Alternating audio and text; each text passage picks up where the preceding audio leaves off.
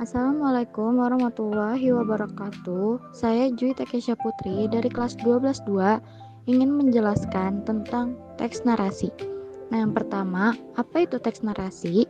Menurut Kamus Besar Bahasa Indonesia (KBBI) menyatakan bahwa narasi adalah cerita atau deskripsi suatu kejadian atau peristiwa, kisahan atau teks yang menceritakan peristiwa atau kejadian secara detail dan kronologis.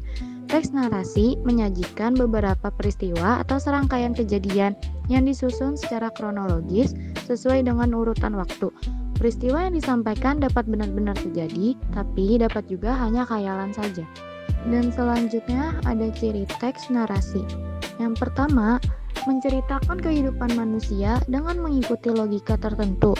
Kedua, rangkaian peristiwa yang diceritakan dapat berupa kisah nyata, imajinasi, maupun gabungan keduanya. Dan yang ketiga, cerita memiliki nilai keindahan, isi, dan penyajian. Keempat, ada konflik, yaitu pertentangan, kepentingan, kemelut atau kesenjangan antara harapan dan kenyataan.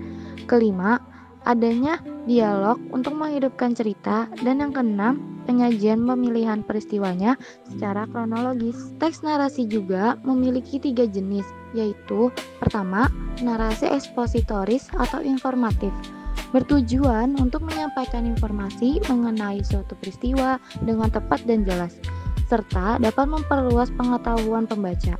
Teks narasi ekspositoris menggunakan bahasa yang logis, mengacu pada fakta, dan bersifat objektif. Kedua, narasi artistik dapat bersifat fiksi maupun non-fiksi. Narasi artistik menceritakan sebuah kisah dengan tujuan menghibur dan memberikan pengalaman yang indah kepada pembaca, misalnya novel, cerpen, atau dongeng. Dan yang ketiga, narasi sugestif digunakan untuk memengaruhi pembaca.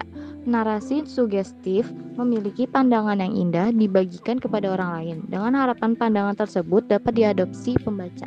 Teks narasi juga memiliki struktur sebagai berikut. Yang pertama, ada orientasi, yaitu tahap pengenalan cerita. Kedua, komplikasi, yaitu tahap penggambaran kisah atau awal mula masalah atau konflik.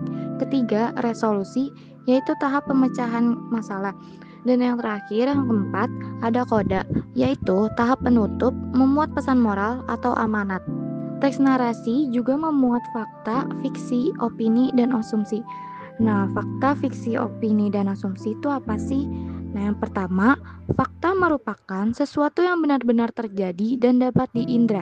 Contohnya, Kemal adalah pelajar laki-laki berusia 17 tahun. Dan yang kedua ada fiksi. Fiksi merupakan pernyataan yang hanya berdasarkan khayalan atau pikiran atau sesuatu yang tidak benar-benar terjadi.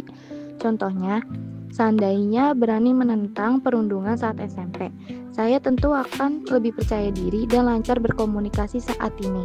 Dan yang ketiga, opini adalah pendapat seseorang terhadap suatu permasalahan. Opini merupakan penilaian yang disampaikan secara subjektif. Contohnya, mungkin keadaan akan berbeda, apalagi saya tidak terlalu pendiam. Dan yang terakhir itu ada asumsi, adalah dugaan yang diterima sebagai dasar untuk bertindak. Contohnya, dari situ saya pikir, seburuk itukah saya sebagai seorang anak? Sekian pemaparan materi teks narasi dari saya. Wassalamualaikum warahmatullahi wabarakatuh.